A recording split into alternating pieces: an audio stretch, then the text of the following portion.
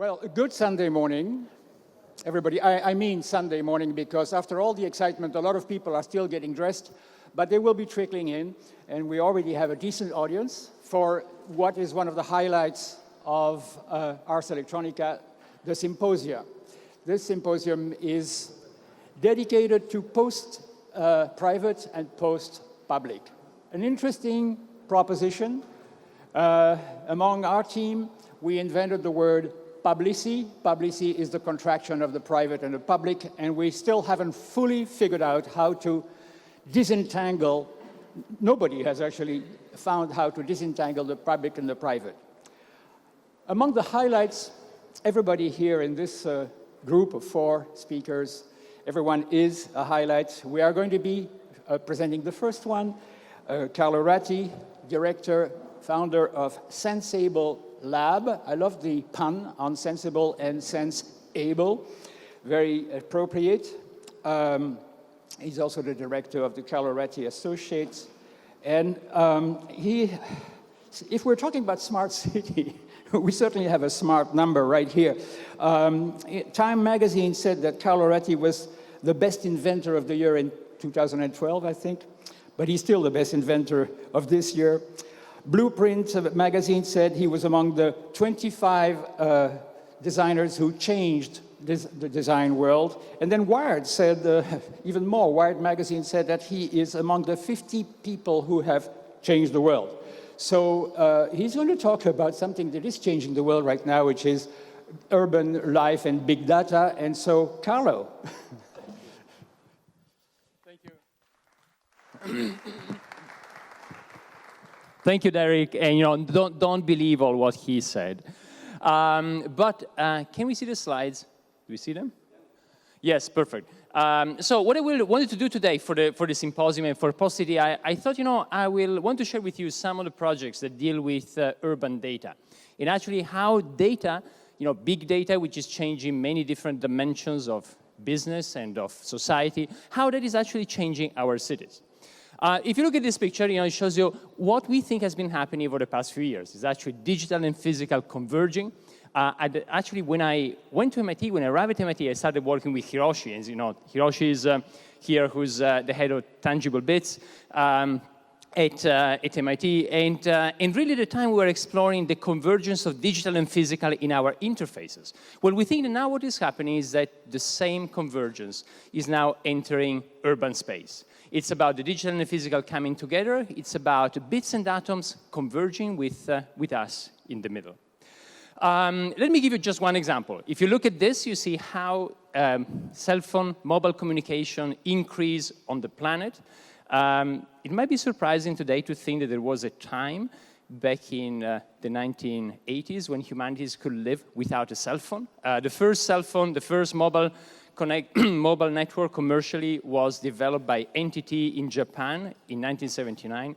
It took over 20 years to get to 1 billion, and then to get to 2, 3, 4, 5, 6 billion connections. Now, you might think, how much more can we grow? Well, according to Ericsson, who never missed a prediction in this space, we're just there, a little over 5 billion. We'll be at 50 billion in 2020. And what is that? It's not that each of us will have like 15 iPhones in our pockets, but the point is that we started connecting people with things like this, and then more and more people to data, people to machine to data. Most of our cars and our objects are going online, and increasingly it's going to be M2M, machine to machine, things talking to other things. In other terms, that is creating incredible potential in the city to sense the city, to collect information from the city, to get data from the city, and then to respond to the data, sensing and actuating. And sensing and actuating is really the basic principles of everything that we do in life. When we see each other, we sense each other, we collect information from each other, and then we respond to that information. And what is happening in the city is almost that every atom out there is becoming both a sensor and an actuator.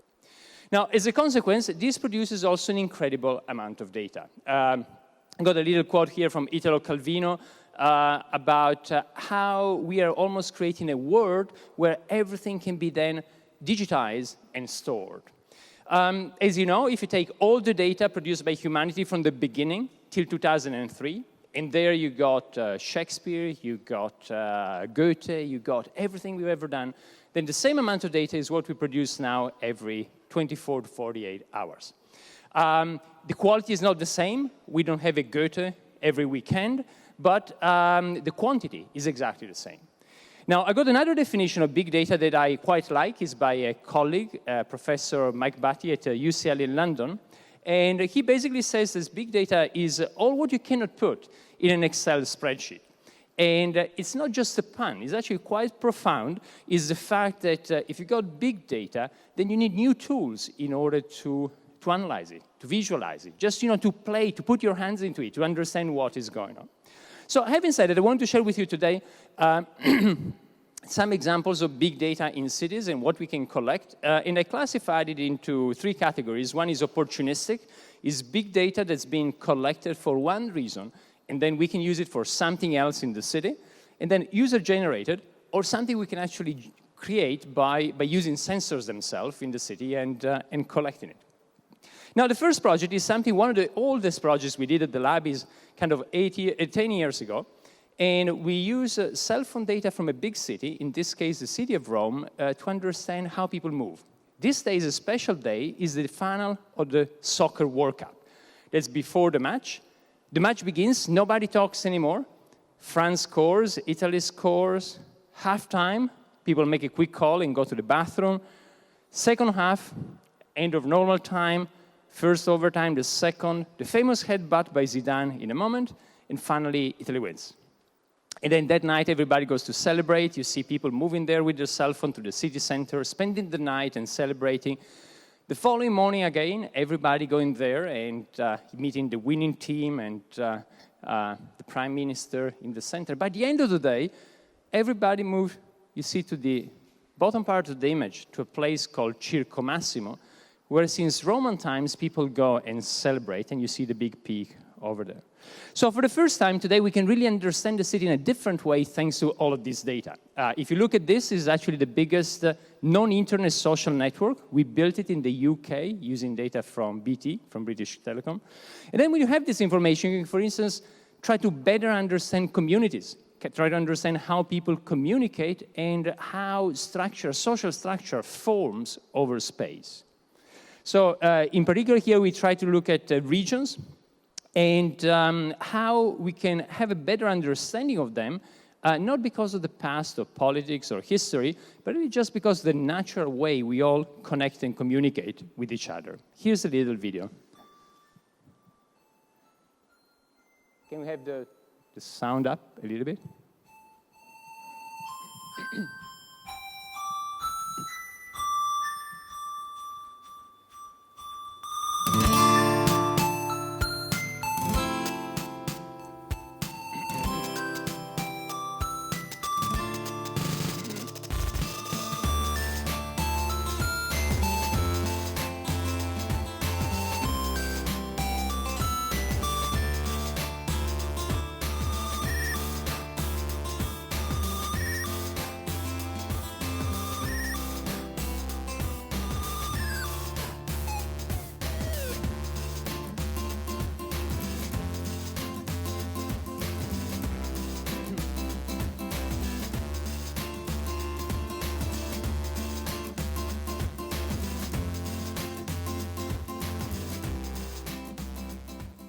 So really about how all of this can really help us to better understand space, structures over space, cities, the extent of cities. And again, not because of the past or history, but because of how we all connect and communicate with each other. And here you see the same thing actually across the United States using the AT&T cell phone network. So for the first time, we can really describe a city like this. This is actually a visualization by Pedro Cruz, who was in our lab at MIT, that was at MoMA, at the Museum of Modern Art in New York. And that actually made using billions and billions of data points from Lisbon, and looking at data points from the GPSs on taxis, and showing you Lisbon like a living organism. And then if you take the data and you analyze it, you can actually find out interesting things. What you see here is New York, and you see all of the taxi pickups and drop-offs in the city of New York. You see the yellow dots and the blue dots. And then you can zoom out, you see all of Manhattan. And then you can ask yourself, what if people could actually share mobility? What if using all of this data, we could help people, instead of having many, many cars going from A to B half empty, share more mobility? The idea is very simple.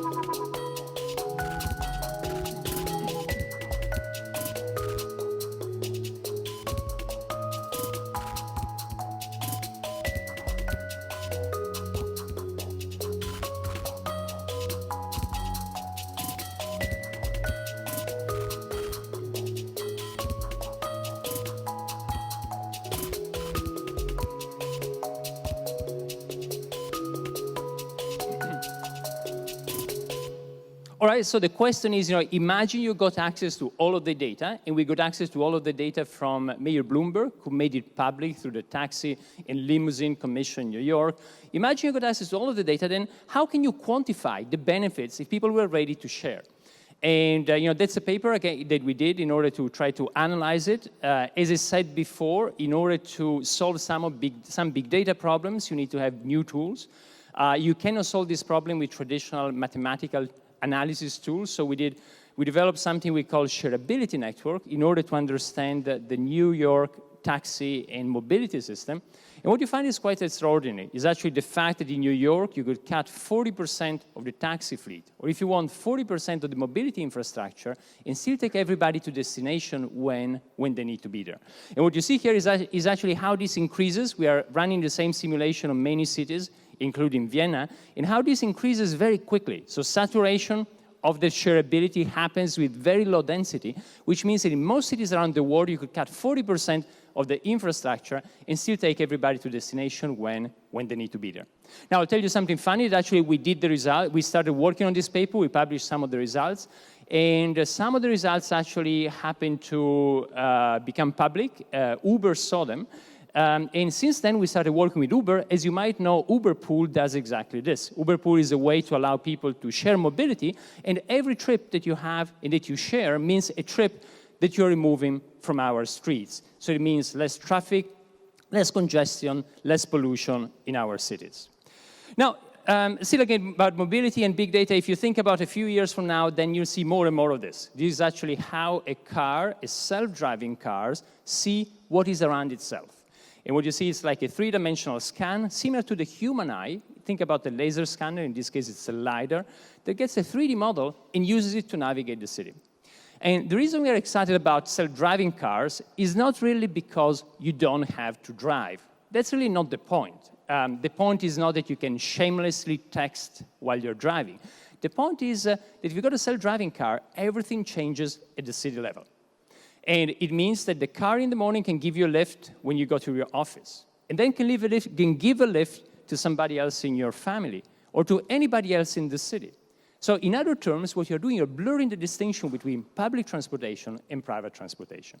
And when you combine what I was saying before about the shareability of mobility in the city, that is ride sharing, sharing the ride, with what can happen with this, which is car sharing, how the same vehicle can be used by people over and over again, what you get is a city such as New York or London or Vienna or Linz, where you could take everybody to destination when they need to be there, but just with 20% of the trips, with 20% of the vehicles you have today. And imagine how different cities would be if you were to remove 8 vehicles out of 10. Another thing, self-driving cars are on the road. MIT has developed many, Google, many other companies are developing vehicles that are being tested. Next year, most likely, we'll have the first off-the-shelf self-driving vehicle. You can go and just buy it. Level 3 autonomy. It means you are in New York, you can press a button, and it will take you to San Francisco. But if you look at, so this is ongoing. This is on our streets. This will be more and more present starting next year. But if you look a bit further down the line, then you can look at other changes. For instance, we're all familiar with this. That's a well-known traffic light. And traffic lights actually emerge in our cities, develop and were, enter and conquered our cities when cars entered our cities over 100 years ago. But if you think about a system which becomes intelligent, well, maybe you don't need to have that anymore. If you know where cars are, vehicles are, and how they get to the intersection, you can think about something that's more like this. Specifically designed for autonomous vehicles, by utilizing much more of the intersection at any given time than traffic signals and stop signs. So, yeah. The aim Don't try it yet, but that's what could be possible. Now, again, mathematically it becomes quite interesting to study this. Even something that's, negotiating access to an intersection can become quite a complex mathematical problem. And what you see is what we are doing now is about looking at a slot-based system versus a slot-based system versus the most intelligent traffic light we know today. This is a real infrastructure. This is a real intersection in Singapore. And what you see is the same amount of cars to the left and to the right. To the left, actually, you negotiate the access to the intersection using the most sophisticated traffic light, as I was saying, that we have today. And to the right, a slot-based system. And you see just after a few minutes how different it is in terms of average delay per car and number of cars waiting. So how, again, just by changing the programming of our infrastructure, we can change a lot how it works. And what is behind it is really all this data we can collect in real time.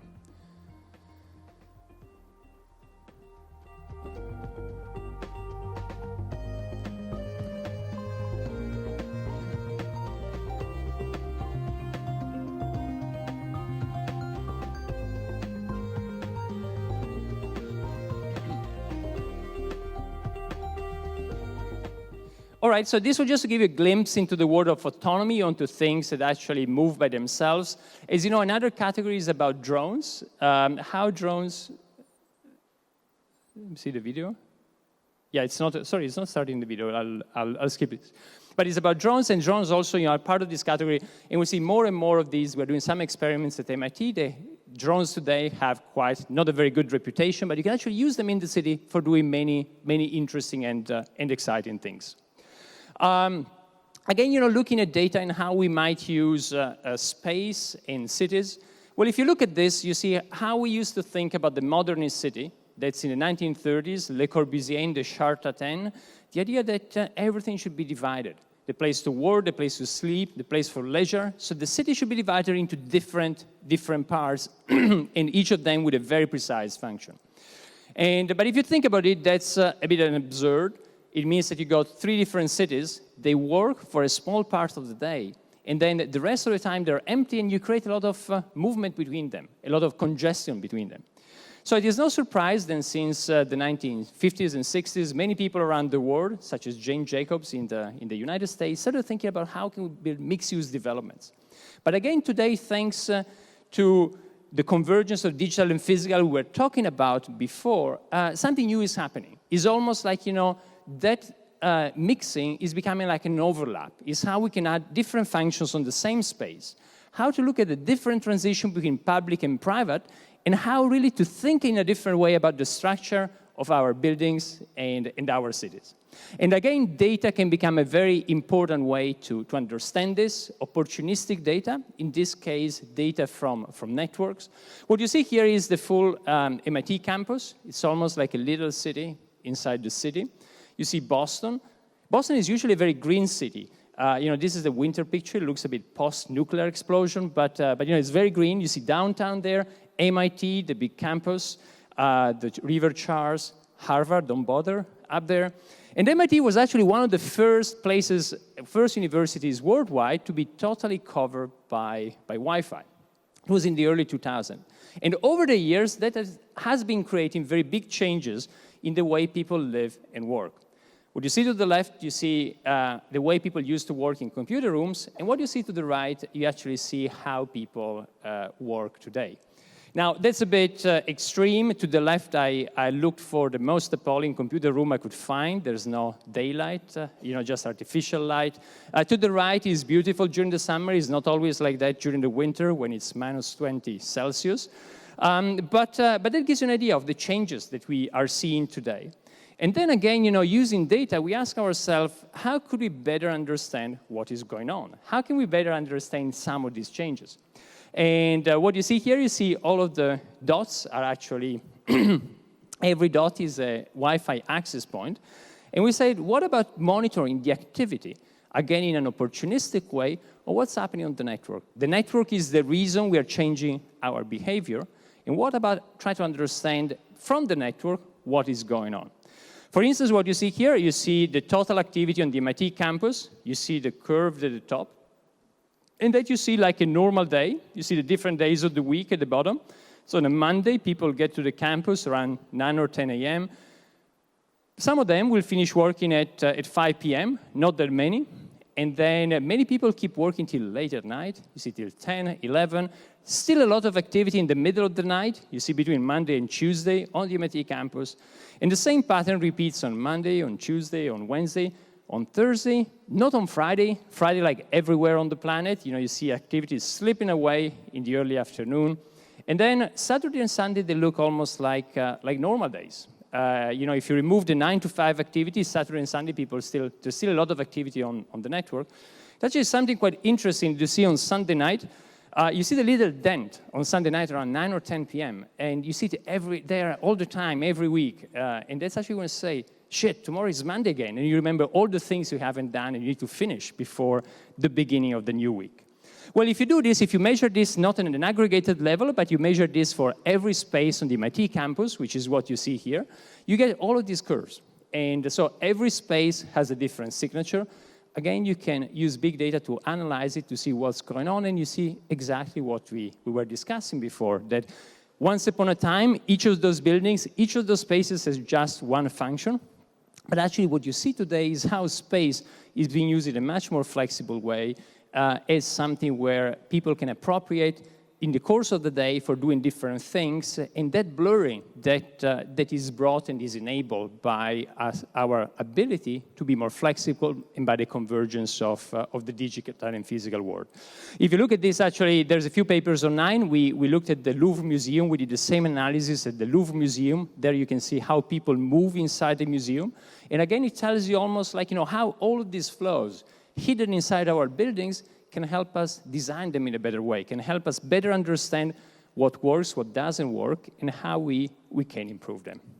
So again, I will not, today I will focus mostly on data. I will not show some of our design work, but we're working, this is a project in the city of Barcelona where we're working to design a new neighborhood, and the principles for the design are really based on this, and how we can, from the beginning, enable some of these patterns. Well, again, going to data, so this was about giving you a sense about how data from networks collected in an opportunistic way. That data is collected because of running the Wi-Fi infrastructure, the cell phone infrastructure, the taxi infrastructure. But you take it, you analyze it, you actually can get some interesting insights about the city. But another huge amount of data, another large category, huge amount of data we get today is about data that's generated by users. It's what we all generate when we go online, when we post a photo, when we tweet, when we do something, and that becomes a very interesting way to understand the city.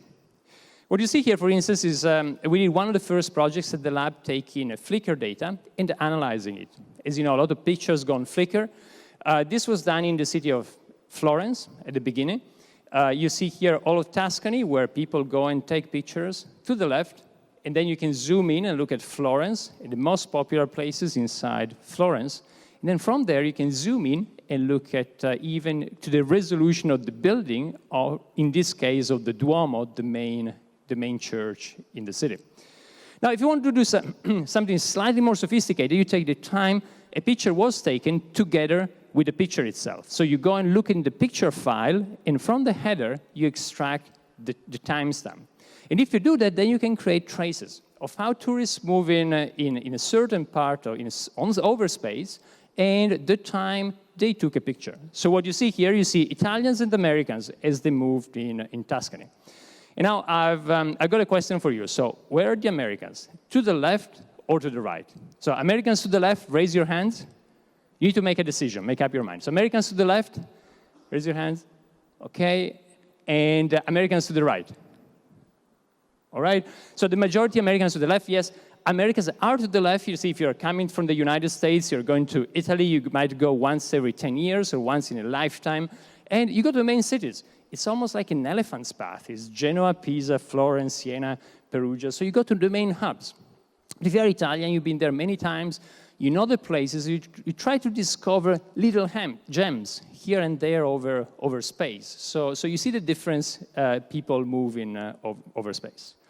You can look at many other things. These are pictures. This is something that actually our students were very excited about, using the same pictures to see where's the best place to go partying in Barcelona. So you see, again, using in real-time pictures and the analysis to understand what's going on in the city of Barcelona and where parties happen. I believe they even managed to get a scientific paper approved, proving a very significant correlation between Britons and parties in the city. And then you can look actually again at pictures. You can look at the color of the pictures. And if you do this, you get almost like a free way to monitor drought. And this drought moves over time. So what you see here, you look at the color of the pictures, and you see how that changes over time. It becomes a way to monitor during the summer, when drought is a big issue in Spain, to monitor how that progresses across the country. So if you want, it's almost like, we call the project the world's eyes. It's almost like using the eyes of all of us, using the pictures that we all take through our cameras in order to better understand what happens in our cities and in our countries. This was just an example to show you how we can use data from Flickr. Again, you can use many other types of data. We started now, we won a challenge by LinkedIn, so we got access to a lot of the LinkedIn social network data to really understand the connection, the connectivity between people, communities, and so on, but I don't have results there yet. What you see in the next project, we looked at Twitter. As you know, Twitter is another great source of data to understand what is going on. In this project, we looked at tweets, especially during the golf tournament in the United States, and we discovered quite a surprising thing, which is actually, if you look at the length of the tweets, you can correlate it in a very, very precise way with the excitement on the system. So the more excited we are about something, the difference is the way we tweet, and you can see that mathematically like this. So when we tweet, we leave public digital traces that we can then use to study our reaction towards event. And what you see here is actually the Golf Masters tournament, 40 million tweets over 5 days. Every dot you see on the graph is a tweet. Long tweets are at the top and short tweets are at the bottom.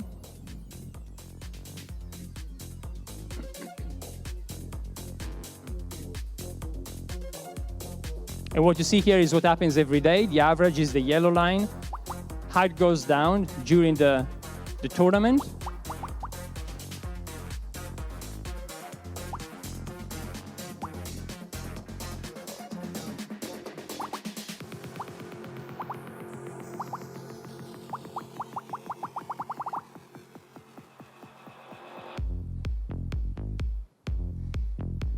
So you see that happens every day. When you look at it mathematically, it's very precise, really beautiful log normal curves that show the more excited we are, the shorter we tweet. And you analyze one and you can predict the other. So you can actually look at the excitement of the system just by looking at it in real time about how people are tweeting. Well, just a few examples about how today we can use user-generated data to understand many things about the city and about all of us, about humanity. The final thing I want to share with you is about data we can actually sense. So how we can take sensors, go in the city, and measure different things. In this project, for instance, we look at this computer here on the table. Today, you know everything about that computer. You know where it was produced, how it moved on the planet, how it became that machine. Today, we know very, very well the global supply chain. But a few years from now, you stop using the computer, you throw it away, and at that point, you know very little about it. At that point, everything is lost in terms of knowledge of how those parts moved on the planet. Sometimes this is what happens to it. A lot of electronics from the United States is shipped illegally to Asia, from Europe to Africa. So our idea was, what if we could develop a little tag, put the tag on trash, and start following trash? And we couldn't find anything off the shelf. We had to develop the tag. It's almost like designing a miniature cell phone. A cell phone stripped of most functionality, just getting its location and reporting it back. And then we did the first deployment in the city of Seattle, 500 volunteers, 3,000 pieces of trash. We put a little tag on all of them.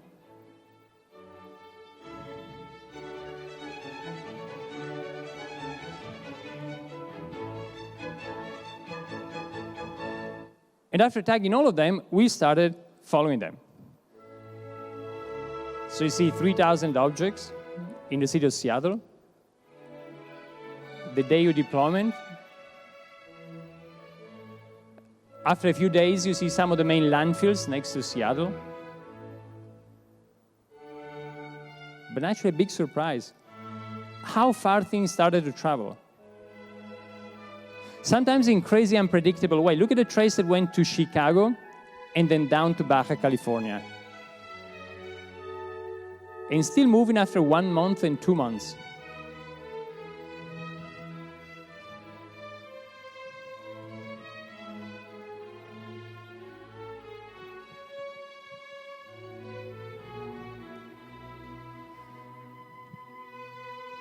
We thought the Farewell Symphony was the right music. Well, oops, apologies. What can you do with this? You know a lot about not the supply chain anymore. You know a lot about the removal chain, what happens to things when we throw them away. And it becomes interesting. If you're an architect or planner, you can use this information in order to design a better removal system. Think about how much energy we could save by rethinking the path of all those traces. While the other important thing is that all of this data, if you share it with people, it can actually create and start interesting behavioral change. Big data means we know a lot about what happens around ourselves, but also a lot about the consequence of our actions. And then at that point, if you share with people, then you can introduce and engender interesting behavioral change dynamics. Something interesting happened. We were sharing all the traces with people during the project. And at the end of the project, somebody came to us and said, I used to drink water in plastic bottles every day, throw them away, stop thinking about them.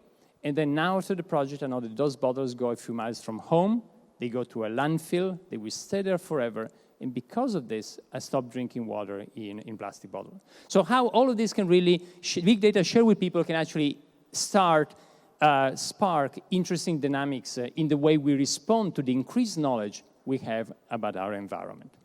Just a few final projects to show you about, sorry, there was this is a project where we actually started working with sensing in bicycles. It's called the Copenhagen Wheel. It's now a product. There's a startup in Boston producing it. And what it does is you just change the wheel and it turns every bicycle into a hybrid electric bicycles that also does a lot of sensing in the city. And hard journeys to work may leave you covered in sweat. The Copenhagen Wheel is here to change all of that. The technology was developed over several years at MIT, together with the city of Copenhagen, one of the world's most innovative places for cycling. Its original inventors licensed the technology and founded Super Pedestrian, the startup where we are now working around the clock to bring the wheel to you. Like the best riding companion, the Copenhagen Wheel learns how you pedal and integrates seamlessly with your motion. It captures your energy when you brake or go downhill and gives you a push when you need it with 3 to 10 times your regular foot power. It's easy. Ride it just like a normal bike. As you pedal, the motor automatically kicks in with no additional throttles or buttons. All technology for the Copenhagen Wheel is contained within the red casing, including motor, removable batteries, wireless connectivity, smart locking, multiple sensors, and an embedded control system. Use your smartphone to customize your ride, monitor your physical activity, gather information from your environment to share with your friends and fellow cyclists. And if you're a software developer, you can even create your own biking apps. So whether you carry yourself, your kids, or your gear, hills seem flat, distances shrink, and you can cycle just about anywhere. So transform your bike and transform the city. The Copenhagen Wheel. All right, and I'll finish just an example. This is at the World Expo this year. We're using sensing for products, and actually how every product can tell you their stories. We designed a couple of pavilions. The theme of the World Expo in Milan is food, and here we're using sensing in order to really tell the stories of food to people in a very, very seamless way. Well, I'll finish with this. I want to summarize. We saw three types of data: big data that we can get in cities, opportunistic when we use existing networks, user-generated, purposely sensed. Then sometimes also something unexpected happens. You could call it unexpected data. And that happened, we were doing the trash truck project. And what happened at the time, we had a lot of tags and a lot of computer that tells you where they go. And a burglar came to our lab at MIT. And the poor guy stole a lot of things, including, yes, also those tags that tell you where they go. And this is what happened.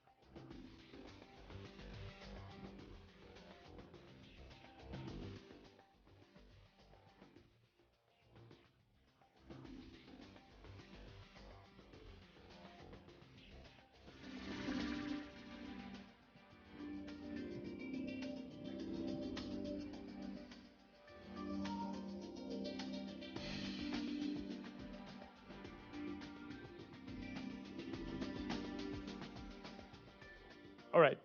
Thank you.